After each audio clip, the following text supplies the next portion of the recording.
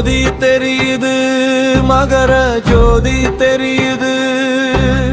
மணிகண்டன் ரூபத்திலே மகர ஜோதி தெரியுது. சரணம் சொல்லுங்க சாமி, சரணம் சொல்லுங்க. மகர ஜோதியை பார்த்துக்கிட்டே சரணம் சொல்லுங்க. காடு வணங்குது ஜோதியை, காடு வணங்குது. காட்டில் உள்ள விலங்குகளும் ஜோதியை வணங்குது. ஆண்டியும் வணங்குவானே, ஜோதிய அரசனும் வணங்குவானே. மகர ஜோதிய மக்கள் எல்லாம் வணங்குவாரே.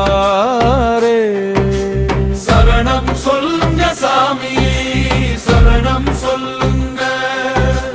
மணிகண்டன் நாமத்தோடு சரணம் சொல்லுங்க.